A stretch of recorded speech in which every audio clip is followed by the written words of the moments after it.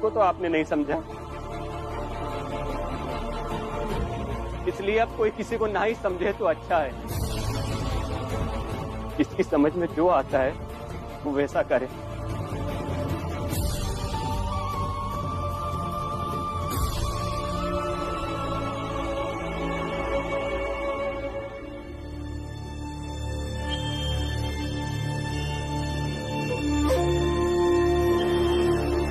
ये सब तुम्हारे कारण हुआ है भीमराव, तुम्हारे कारण।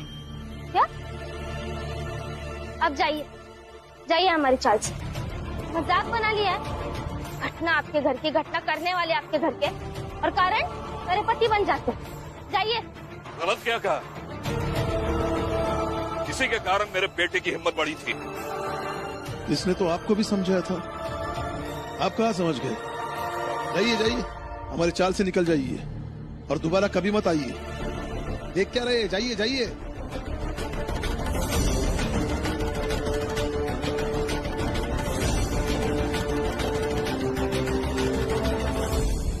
बाबा, ये अगर ऐसा ही चलता रहा तो वो नरोत्तम जोशी अभय को जान से मार डालेंगे। मुझे ऐसा लगता है कि तुम्हारा ऑफिस का समय हो गया है। जाओ ऑफिस जाओ। भीम, भैया सही कह रहे हैं। तू जा बेटा, अपने काम पर जा। अभय को अपना संघर्ष खुद करने दो। आप जाइए, काम पर जाइए।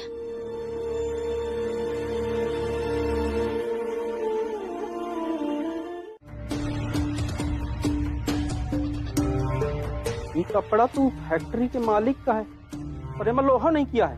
ए फुलिया, फुलिया, अरे ये कहा है? अरे दिमाग नहीं चला था क्या तुम्हारा? ये कपड़ा आज पहुंचावे का रहा ना, और ये लोहा तक नहीं करी है। ठीक है, काहे गुस्सा कर रहे हो? अब ही कर देते हैं, लोहा भी गर्म है। कल दे दोगे कपड़ा ना तो कोई पहाड़ नहीं टूट पड़ी। वो मालिक ने जान ना ही ले ली है। समझा रहे तो समझ नहीं आ रहा। अरे 2 थप्पड़ दिया तो दिमाग सही हो जाएगा। जल्दी से कर लोहा कर और भीतर आ जा। हर पैर दबा, बहुत दर्द कर रहा है। चल हट। काम धाम करें का नहीं है?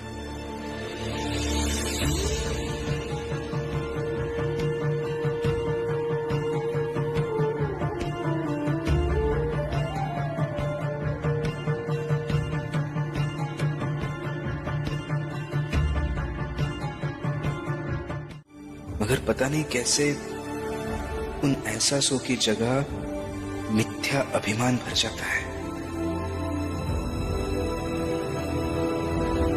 और दूसरों को सहारा देने के बजाय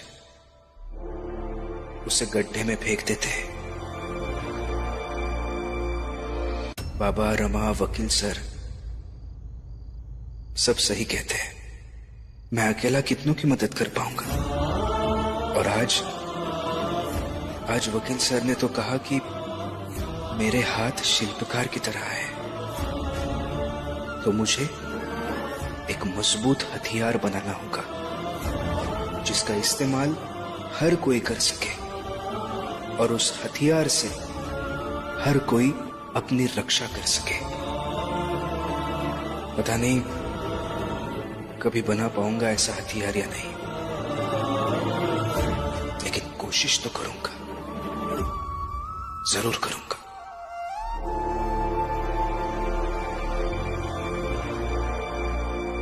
भीमराव! भीमराव! निर्मला जी,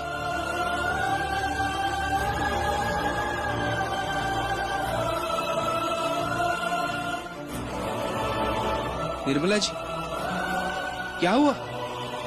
वो भीमराव मुझे बचा लो। वो मेरे घर वाले वो मुझे मिट्टी में जिंदा गाड़ रहे थे। क्या? शांत हो जाइए निर्मला जी। आपको कुछ नहीं होगा, शांत हो जाइए। भीमराव, ये हमारे घर का मामला है, तुम बीच में मत आओ।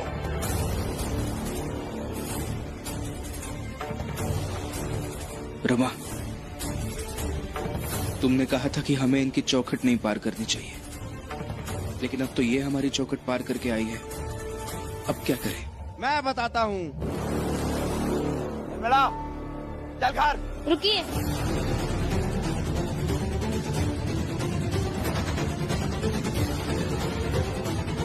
अब निर्मला जी की रक्षा हम करेंगे।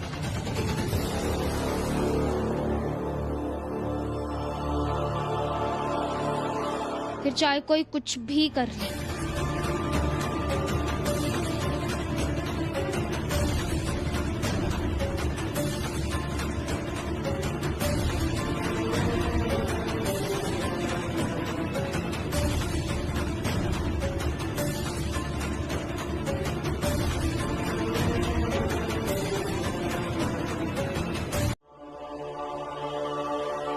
नहीं बना पाएंगे, क्योंकि जिन मुश्किलों से हम हर रोज गुजरते हैं ना, ऐसे नरक की आप कल्पना तक नहीं कर सकते।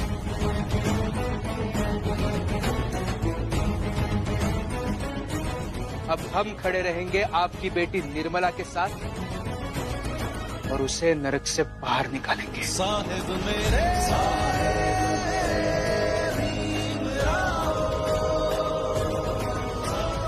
जाइए, आप यहाँ से जाइए, सब लोग यहाँ से।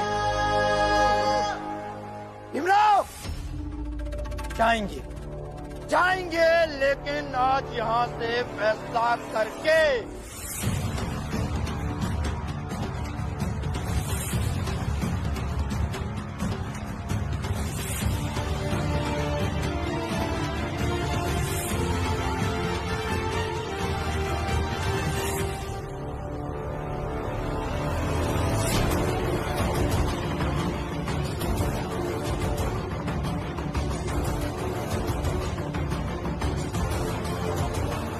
रुको, अगर तुम इसे अभी मार दोगे तो तुम्हें भी फांसी हो जाएगी, और हम चाहते हैं कि अरे सिर्फ एक। अभी चल यहाँ से। बाबा, मैं मरूं तो मरूं, इससे नहीं छोड़ूंगा यार। चल रहा तक घर चल, चल चलो।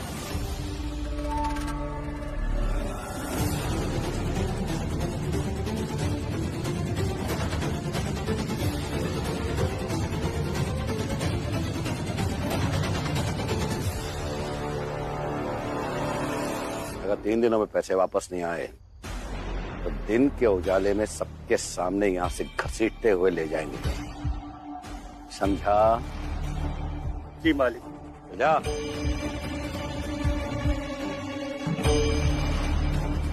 मालिक, मालिक, मालिक, मालिक, मालिक, बहुत बुरी खबर है। क्या हुआ? हमारे नरोत्तम जोशी जी की बहन भागकर भीमराव के शरण में चली गई, और नरोत्तम जी अपने आई बाबा के साथ गए थे भीमराव के घर, मगर अपने घर की बेटी को लिए बगैर वापस चले आए। ये तो हमारे जात की नाक कट गई मालिक। बोलू,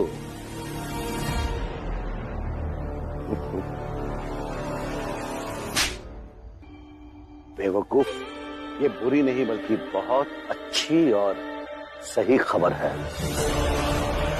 मगर तेरे जैसे मंद बुद्धि की समझ में नहीं आएगी।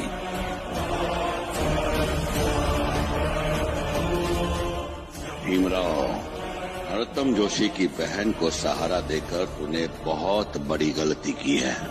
अब नरोत्तम जोशी और हमारे समाज वाले तुझे छोड़ेंगे नहीं। लीजिए, लीजिए, आप भी लीजिए।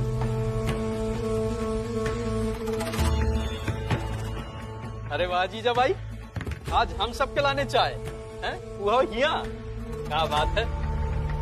आप भीम और रमा से डरती हैं, ये हम नहीं मान सकते। जनार्दन, अरे जीजाबाई तो अपने पति राम जी से नहीं डरती, तो फिर ये भीम और रमा क्या चीज है? जीजाबाई जरूर कुछ सोच करके हम सबको यहाँ बुलाई होगी। हाँ तो जीजाबाई, क्या सोचा है तुमने, बताओ। भैया, अभी मैंने सगुनाबाई और जीजाबाई को बात करते हुए सुना, मुझे सही नहीं लग रहा है। जीजाबाई के दिमाग में कुछ तो चल रहा है जो नक्की गलती है। वो अभी पूरे चाल वालों के लिए चाय बनाकर लेकर गई है बाहर। चल जाकर पूछते हैं अब कौन सा नया खेल खेलने जा रही है। चल। सही है। अब हम सब इसकी घोषणा अभी यही करेंगे। और जीजा भाई, हम सब आपको विजयी बनाएंगे। वो भीम वहाँ हारा हुआ खड़ा ही रहेगा। और हारा हुआ भीम कितना अच्छा लगेगा, है? चलो तो फिर हम सब घोषणा करते हैं। अब इंतजार करेगा इस बात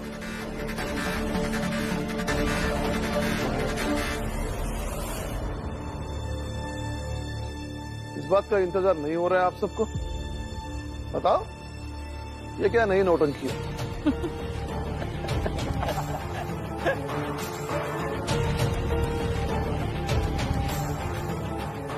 भाई, ये क्या नया नाटक है? आप यहाँ क्या कर रहे हैं? आपको तो वहाँ अपने बहू और बेटे के पास होना चाहिए। वहाँ जरूरत है आपकी।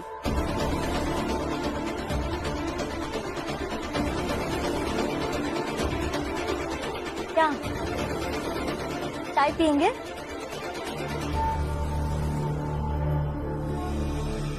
अरे समझ में नहीं आया आपको? आप जाइए, आपके बेटे और बहू के पास जाइए, उन्हें जरूरत है आपकी। आप भी ना बार बार अपना कर्तव्य भूल जाते हैं।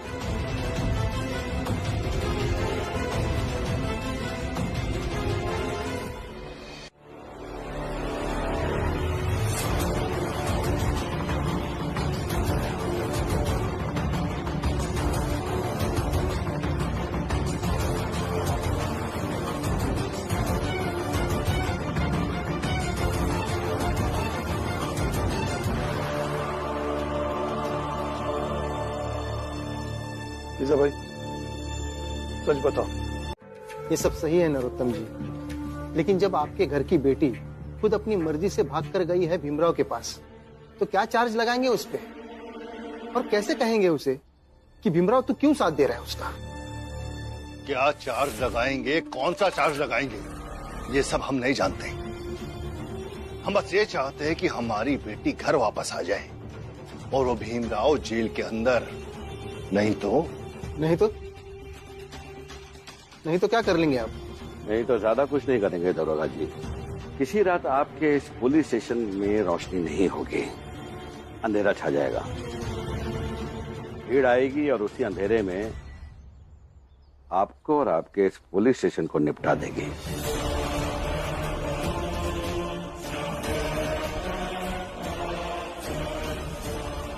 दरोगा जी, हम समाज चलाने वाले लोग हैं और ये पुलिस स्टेशन उसी समाज के अंदर आता है। और आप ही क्यों, आपका परिवार भी तो इसी समाज में है ना? तो कितना समय लगेगा उन्हें ढूंढने में दरोगा जी?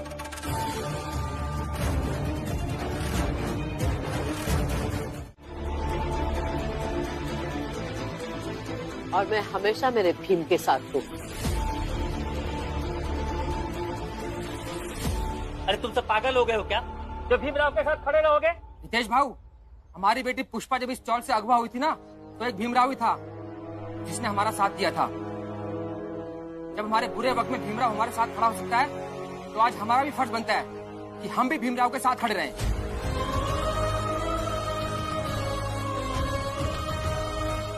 सही कहा मनोहर भाऊ और हितेश भाऊ, क्यों ना हम भीम के साथ खड़े हों। जब भी हम चाल वालों पे कोई भी मुसीबत आई है, तो भीम हमारे साथ हमेशा खड़ा हुआ है। चाहे वो हमारी दुकानें जब तोड़ी गई या हमें जब चाल से बाहर निकाला गया, भीम हमारे साथ हमेशा खड़ा था। इसलिए मैं भी भीम के साथ खड़ा हूँ।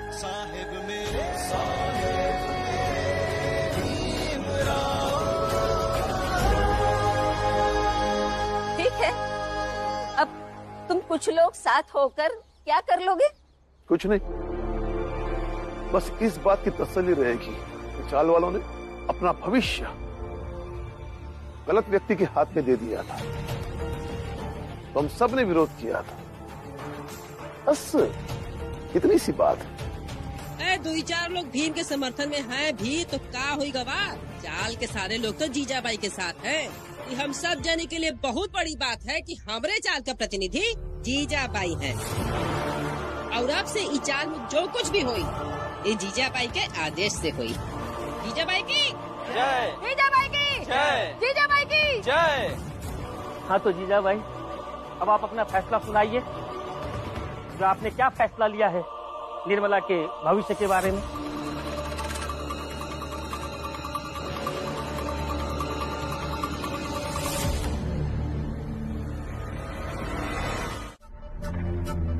बहुत साल बाद तुमने मुझे खुशी दी है। जिंदगी में पहली बार अनजाने में सही तुमसे एक अच्छा काम हुआ है कि तुमने भीम को इस चाल से निकाल दिया है, वरना पुलिस भीम को पकड़ कर ले जाती। नहीं, इतना खुश होने की जरूरत नहीं है आपको। क्या हुआ, पुलिस भीम को चाल से नहीं ले जा पाई है, सड़क से ले जा सकती है।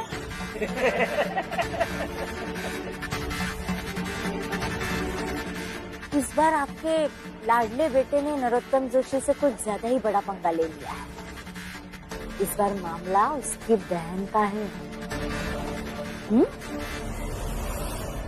दामाद जी, ये बात कुछ हजम नहीं हुई, क्योंकि लोग कहते हैं जिसकी परवरिश अच्छी हो उसके पीछे पुलिस नहीं लगती। तो इसे मैं क्या समझूं? भाभी जी आप चिंता मत कीजिए, मैंने भीम को वही परवरिश दी है जो अपने जात के योद्धा को देनी चाहिए, और मुझे पूरा विश्वास है कि यहाँ लौट कर आएगा और विजयी होकर आएगा। आप सब लोग देख लीजिए। और हाँ, आपको जो सोचना है समझना है समझ लीजिए।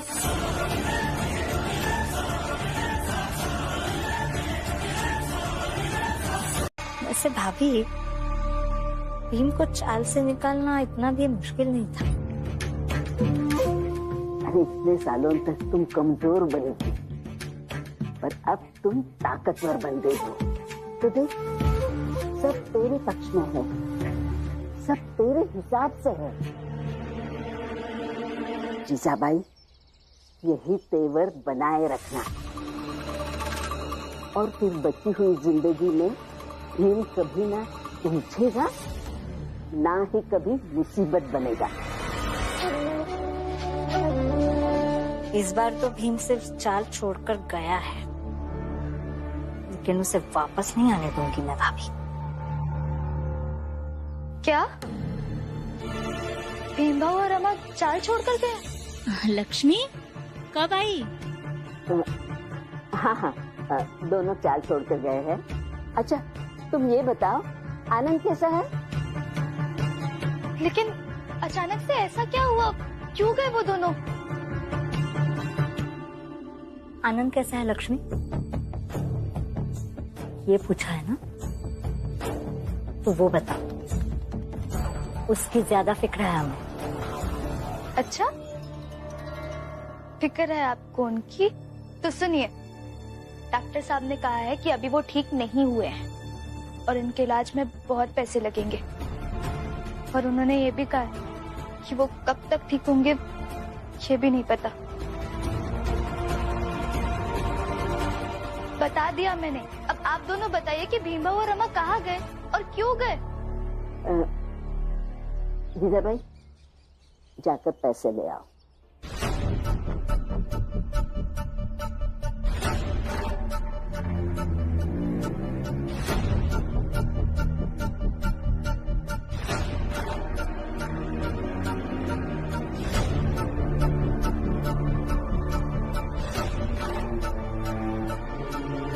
ये लो पैसे, और अभी के अभी कोकण वापस जाओ। पहले आनंद का इलाज कराओ। और हाँ लक्ष्मी, भीम और रमा कहाँ गए, क्यों गए, इससे ज्यादा जरूरी है तुम्हारा पति।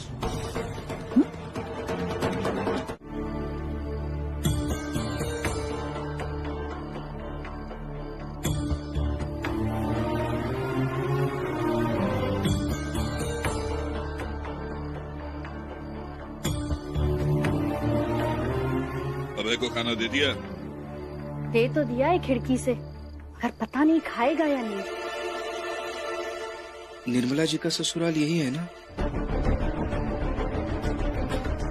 तू? जी नमस्ते। खाना देने से पहले दरवाजा बंद नहीं किया जाता है? कोई छोटी जात का आदमी आकर के खड़ा हो जाएगा तो घृणा से खाना खा पाएंगे क्या? देखिए, इतना गुस्सा मत कीजिए। आप एक बार मेरी बात समझने की कोशिश तो कीजिए। जाओ और दरवाजा बंद करो। जी।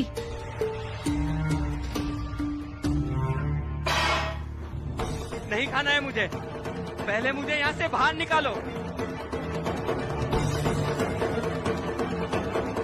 फेंकता रहा खाना तो इस तरह से मर जाएगा, लेकिन तुझे उस कमरे से बाहर नहीं निकालेंगे।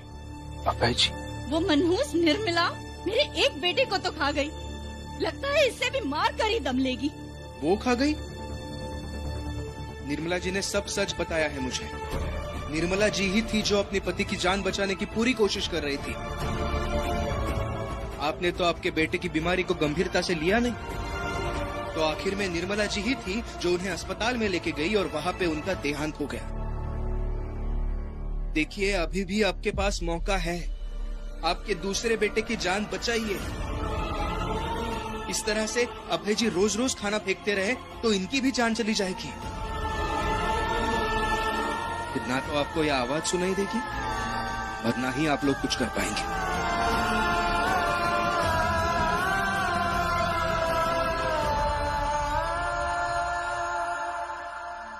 आइंदा से यहाँ कभी मत आना, और कभी आना तो ये सवाल कभी मत पूछना कि निर्मला का ससुराल यही है क्या। नहीं समझे? एक काम कीजिए, कल सुबह उसे कानूनी रूप से भगोड़ा घोषित कर दीजिए। गली गली, मोहल्ले मोहल्ले घूम घूम कर शहर के कोने कोने तक ये खबर पहुंचाइए कि वो भीमराव भगोड़ा है। जैसे ये खबर उस भीमराव तक जाएगी, गिड़गिड़ाता हुआ आएगा हमारे सामने, विनती करेगा, माफी मांगेगा हमसे, क्योंकि कानून की बहुत इज्जत करता है वो। बैरिस्टर बनने का सपना है ना उसका, कानून का सेवक, न्याय का योद्धा बनना चाहता है। तो ये कानूनी भगोड़ा होने का दाग अपने ऊपर नहीं लगने देगा वो, नहीं।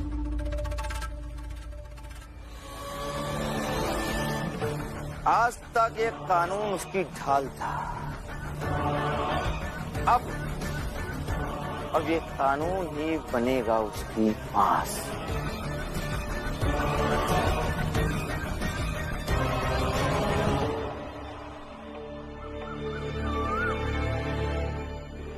सुनो सुनो सुनो, ये भीमराव नाम का शख्स कानून का भगोड़ा है। जो भी इसकी खबर देगा उसे 3 रुपए इनाम मिलेगा। ध्यान से देखिए तस्वीर, इसकी जो भी खबर देगा उसे 3 रुपए इनाम मिलेगा। ये कानून का भगोड़ा है।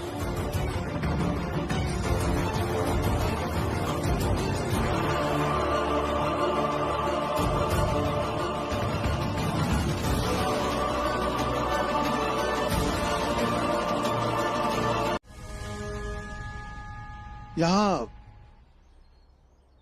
इसी जगह मैंने भीम को समझाया था, उससे कहा था अगर तुम जीवन में आगे बढ़ोगे तो दुश्मन तो बनेंगे ही ना।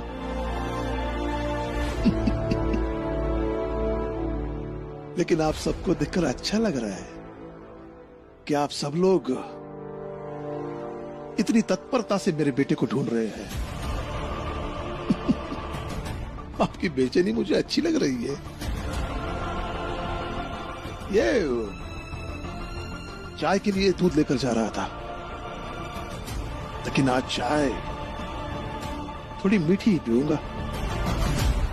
राम जी,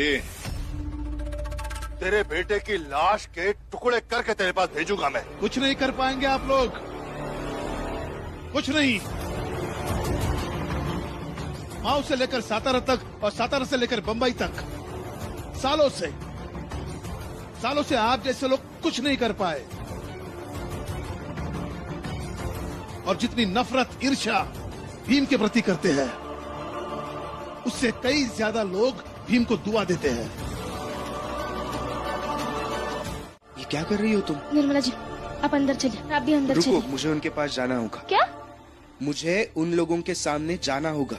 लेकिन क्यों? क्यों? तुमने सुना नहीं उन्होंने क्या कहा? गौर से सुनो। भीमराव नाम का एक शख्स कानून का भगोड़ा है। जो भी उसकी खबर देगा उसे 3 रुपए इनाम मिलेगा। सुना? कानूनी भगोड़ा कह रहे हैं वो मुझे। रमा, मुझे बताओ, मेरी ये लड़ाई, मेरा ये संघर्ष, ये सब किस लिए है? ये सब मैं कानून के लिए कर रहा हूँ, न्याय के लिए कर रहा हूँ। मुझे आगे जाकर कानून का सिपाही बनना है, बैरिस्टर बनने का सपना है मेरा। कानून और न्याय, ये 2 चीजें जिंदगी से भी बड़ी है मेरे लिए। देखिए तस्वीर, इसकी जो भी खबर देगा उसे 3 रुपए। और ये लोग मुझे कानून का भगोड़ा कहते हैं? कैसे सुन सकता हूँ मैं? वो आपको पकड़ने के लिए ये सब कर रहे हैं, और वो जो आपको ढूंढ रहे हैं वो कौन से कानून के रखवाले हैं? ये सब मैं नहीं जानता, मुझे उनके सामने जाना होगा बस। ये क्या जिद है आपकी? जिद नहीं है रमा, मजबूरी है मेरी। अगर यही बात है तो ठीक है, मैं भी चलती हूँ। जो होगा सब मिलकर देख लेंगे। नहीं निर्मला जी, आप यही रुकिए, रमा आपका ख्याल रखेगी। और रमा, तुम्हें अगर जरा सा भी विश्वास है मुझ पर तो मत रोको, जाने दो मुझे।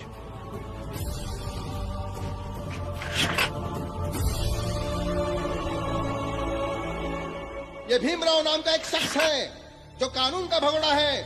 जो भी इसकी खबर देगा उसे 3 रुपए इनाम मिलेगा। रमा, तुम चिंता मत करो, मैं भीमराव को कुछ नहीं होने दूंगी। मैं जानती हूँ कि उन्हें कुछ नहीं होगा। इतने सालों से उनके साथ रही हूँ, विश्वास है उन पर, लेकिन फिर भी पत्नी हो ना, डर तो लगता है। भीमराव,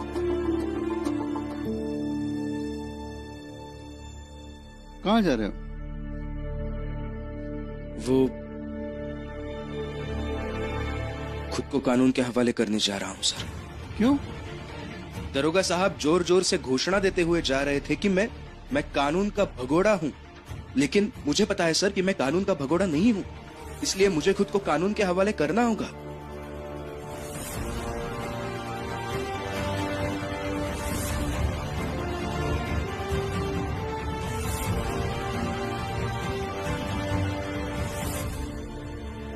भीमराव, कानून भावनाओं से नहीं चलता है, बल्कि कानून नियम, गवाह, सबूत, जिरह, अदालत के फैसलों से चलता है। लोग क्या कहते हैं और तुम खुद को क्या समझते हो? अरे दामाद जी, आ गए दूध लेके। ये दूध लीजिए और जीजाबाई को दे दीजिए, और उससे कहिए थोड़ी सी अच्छी चाय बनाइए।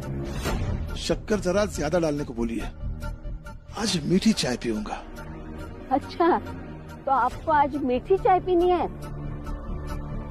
पर जीजाबाई तो घर पे नहीं है, बाहर गई है। घर पर नहीं है?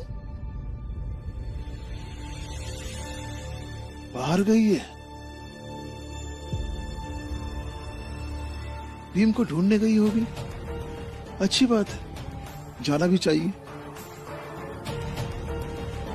लेकिन आप नहीं गई, आपको भी जाना चाहिए था ना। अगर आप भीम को ढूंढती तो आपको भी इनाम मिलता। तेज बाबू, आप भी जाइए ना मेरे बेटे को ढूंढने। जनार्दन, तुम भी जाओ।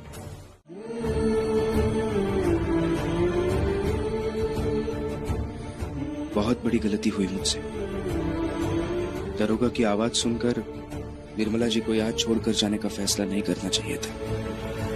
तो यही तो रमा भी आपको समझा रही थी, पर आपने सुनी नहीं। और फिर जब वकील साहब ने आपसे आकर कहा तो आप मान गए। ये उम्मीद नहीं थी भीमराव कि आपके जैसे व्यक्ति के लिए भी अपनी पत्नी की बातों का कोई मोल नहीं है, जैसे बाकी पतियों का होता है। नहीं नहीं नहीं, ऐसा नहीं है। मेरे पति को मेरे बातों का बहुत मोल है। बस इन्हें अगर बातें तर्क से समझाई जाए ना तो ये समझ जाता है, लेकिन बिना तर्क के मैं क्या, बाबा और बुआ भी बातें समझाएंगे ना, तो भी ये नहीं समझेंगे। वकील साहब के बातों में तर्क था, इसलिए ये समझ गए।